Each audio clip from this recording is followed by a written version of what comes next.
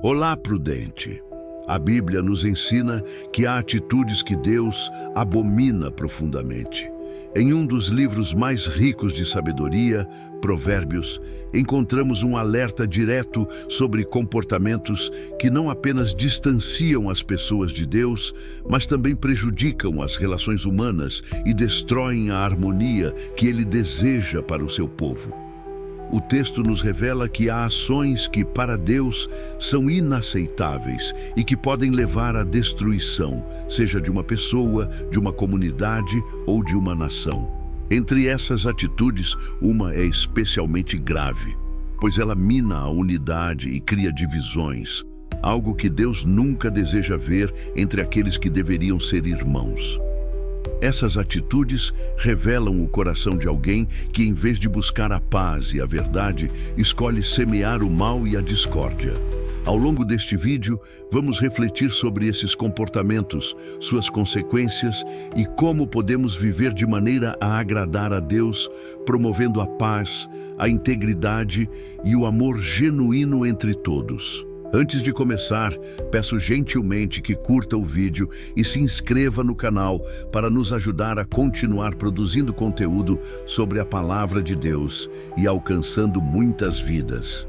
Desde já, eu agradeço muito.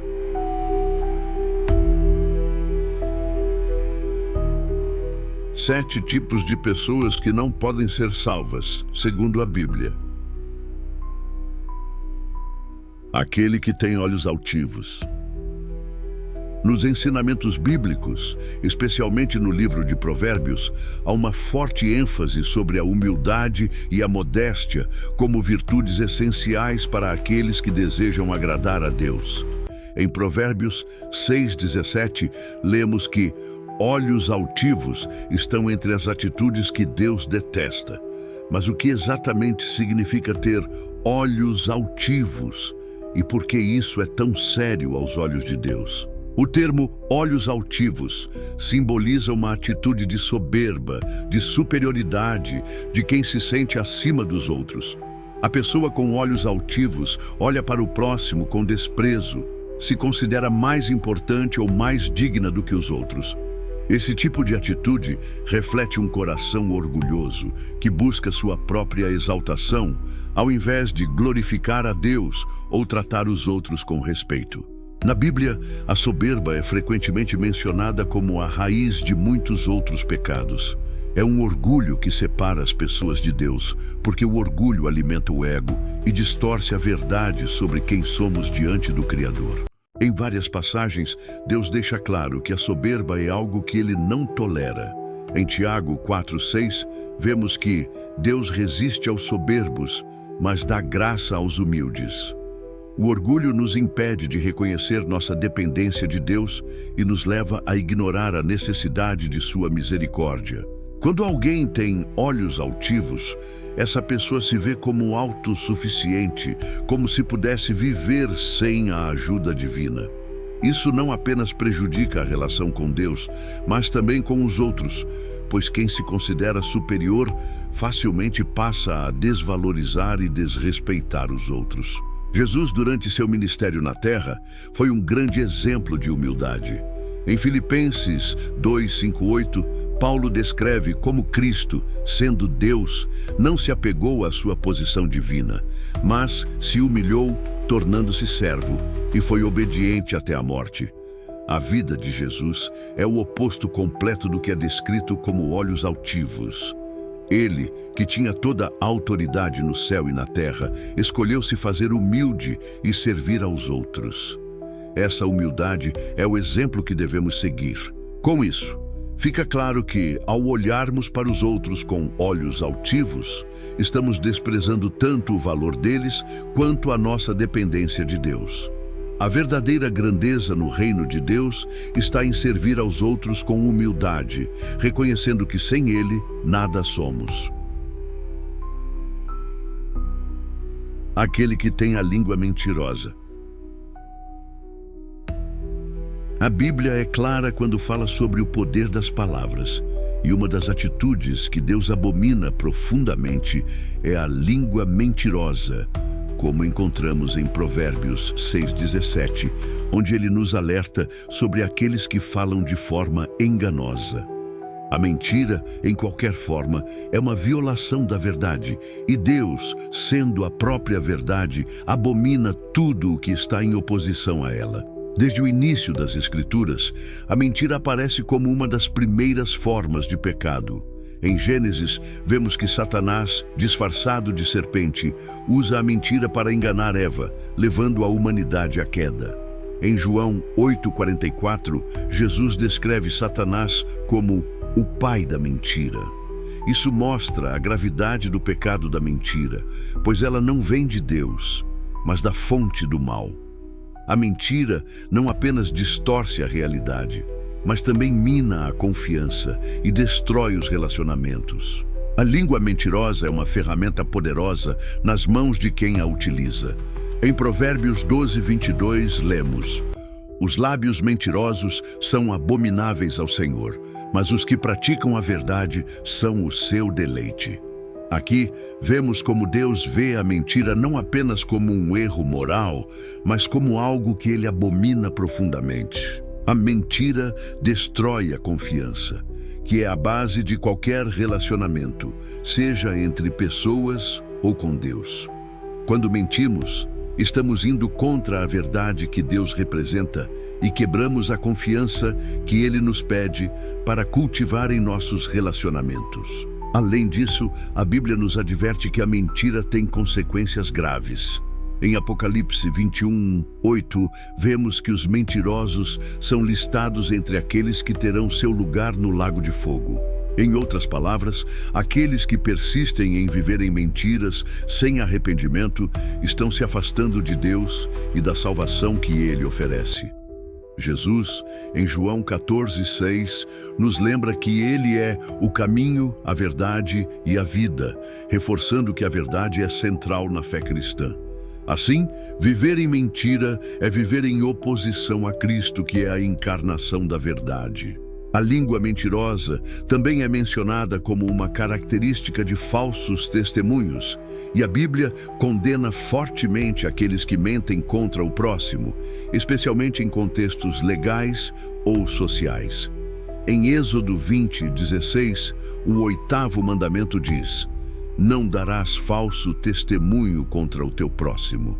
Mentir sobre os outros, distorcer fatos ou espalhar rumores prejudiciais é algo que desagrada a Deus, pois destrói a justiça e a integridade nas relações humanas. Em Provérbios 19:5, lemos: a testemunha falsa não ficará impune, e o que profere mentiras não escapará.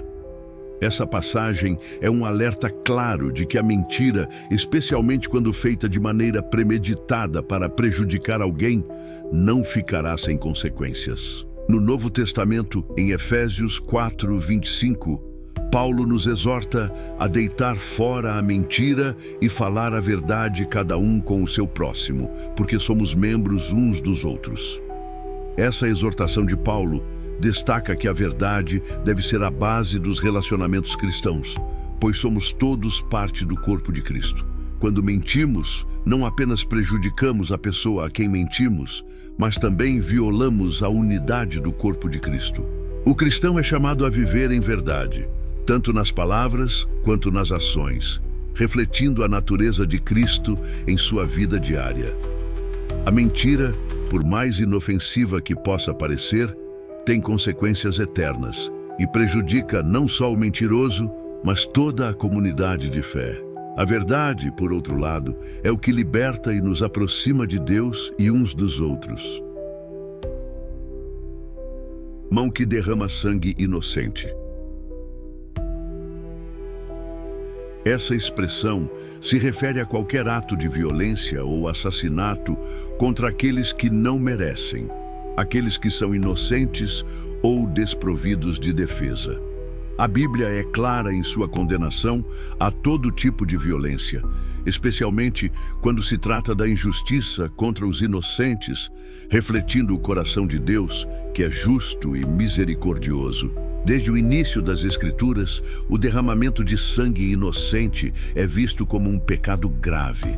Em Gênesis 4, encontramos o primeiro assassinato da história, cometido por Caim contra seu irmão Abel. A Bíblia nos diz que o sangue de Abel clama da terra por justiça. Gênesis 4:10. Este incidente não apenas introduziu a violência na humanidade, mas também revelou a seriedade do pecado de tirar a vida de uma pessoa inocente. O sangue derramado clama por justiça diante de Deus, e esse pecado não passa despercebido aos seus olhos.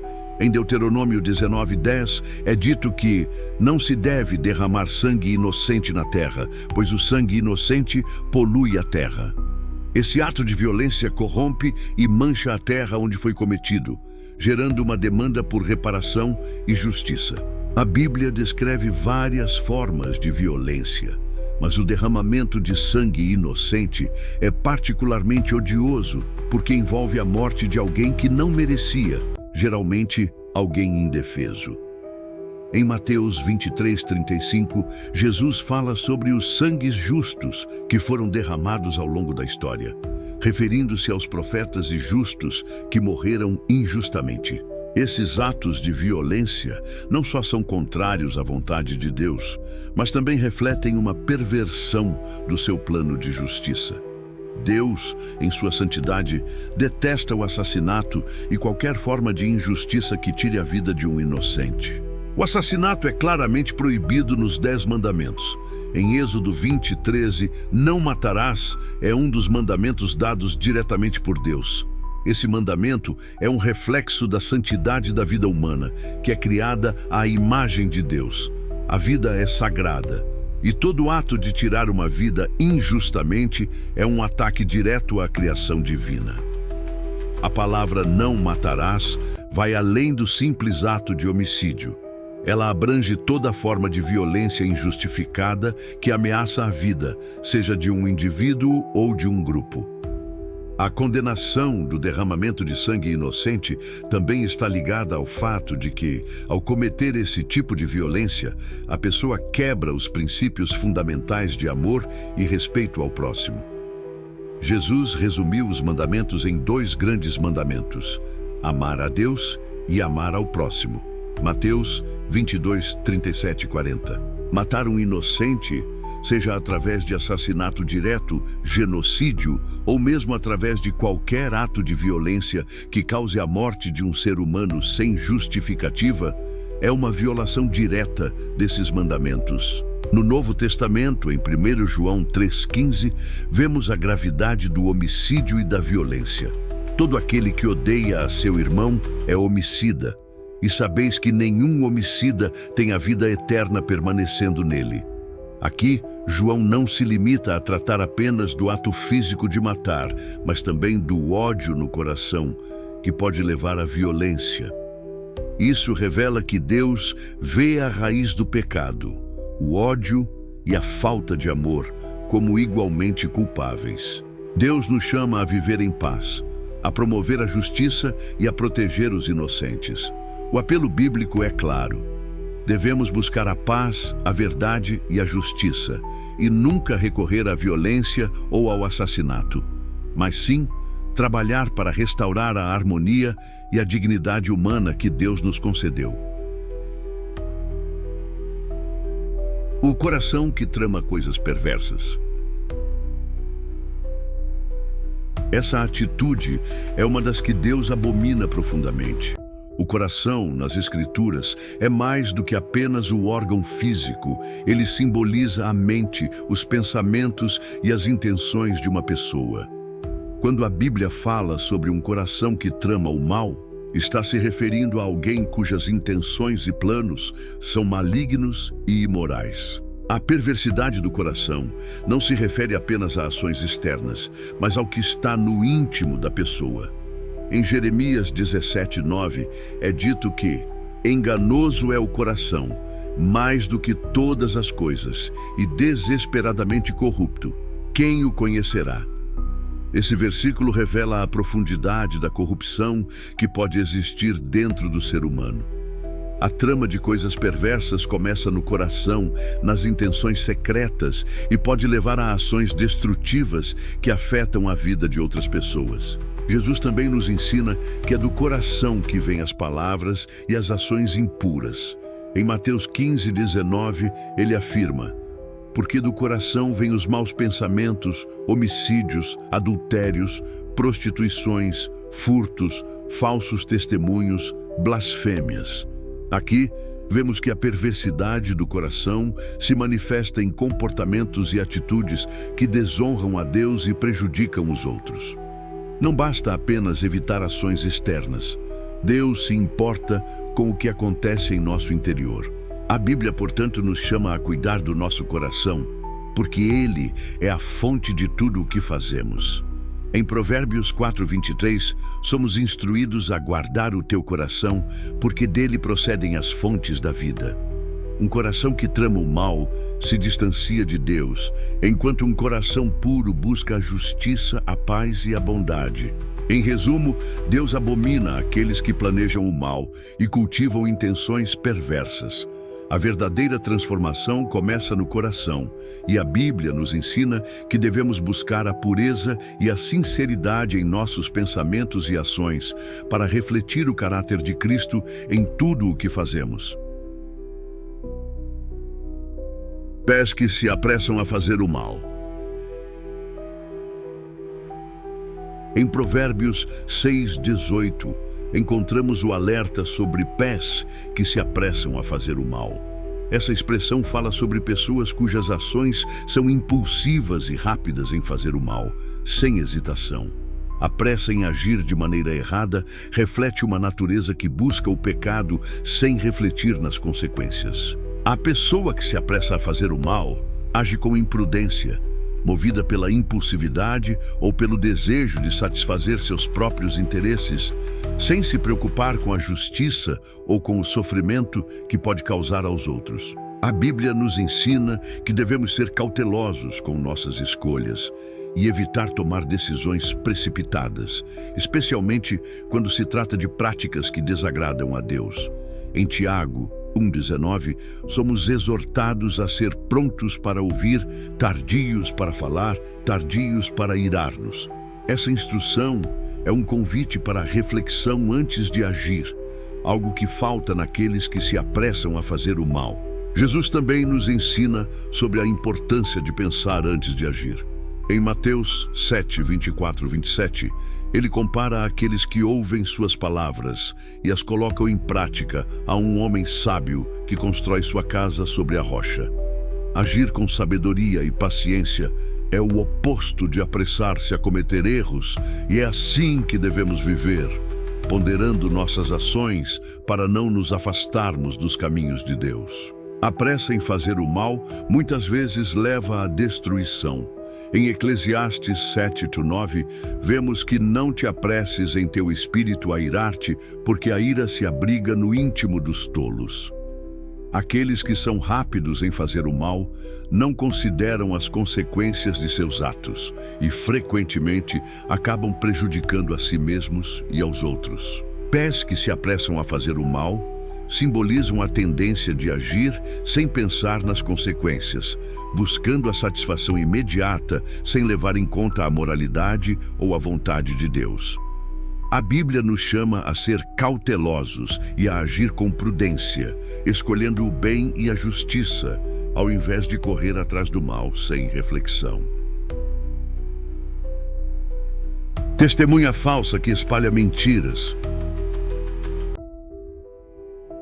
Em Provérbios 6:19, a Bíblia nos alerta contra a testemunha falsa que espalha mentiras. Este tipo de comportamento é condenado porque a mentira, especialmente em um contexto legal ou de testemunho, destrói a justiça e a confiança nas relações humanas. A falsa testemunha distorce a verdade, prejudica o próximo e afasta a sociedade dos princípios divinos de justiça e verdade. Nos tempos antigos, a integridade do testemunho era fundamental, e o falso testemunho era visto como um dos maiores pecados. Em Deuteronômio 19:16-18, a Bíblia é clara. Se um falso testemunho se levantar contra alguém, ambos os homens entre os quais a contenda for levada comparecerão diante do Senhor. Aqui, a mentira não é apenas uma ofensa moral, mas uma violação da justiça que prejudica os inocentes e favorece os culpados. Jesus também se opôs à mentira, especialmente quando ela era usada para manipular ou prejudicar os outros. Em João 8,44, ele descreve Satanás como o pai da mentira, revelando que a mentira tem suas raízes em ações malignas que buscam enganar e destruir.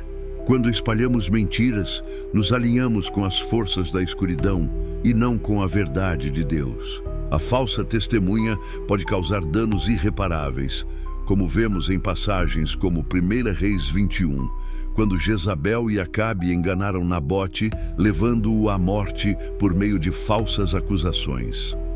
Esse ato de injustiça demonstra a gravidade das mentiras que podem destruir vidas. A Bíblia nos chama a ser pessoas de palavra, confiáveis e comprometidas com a verdade.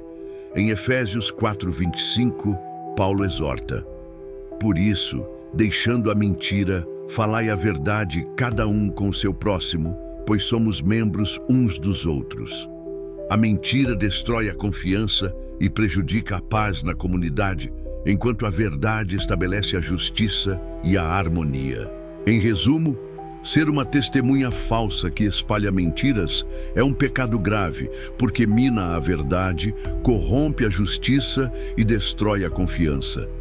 A Bíblia nos chama a viver em sinceridade, a buscar a verdade e a proteger a integridade nas relações, refletindo o caráter de Deus, que é a própria verdade. Chegamos no tópico que Deus informou que estava a ponto de vomitar da tua boca, o indivíduo que pratica esta atitude. Se você chegou até aqui, parabéns, você está, sem dúvida nenhuma, engrandecendo sua vida espiritual. Não esqueça de deixar seu like e se inscrever no canal. Aquele que provoca discórdia entre irmãos.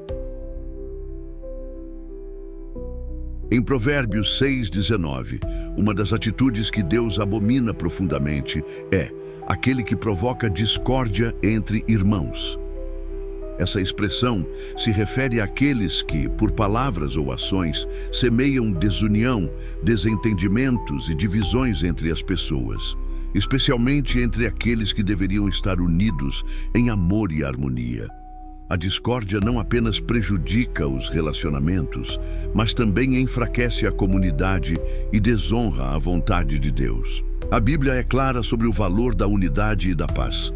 Em Salmo 133:1, lemos: ó, quão bom e quão suave é que os irmãos vivam em união. A união entre os irmãos, tanto na família quanto na comunidade de fé, é algo que Deus deseja e abençoa.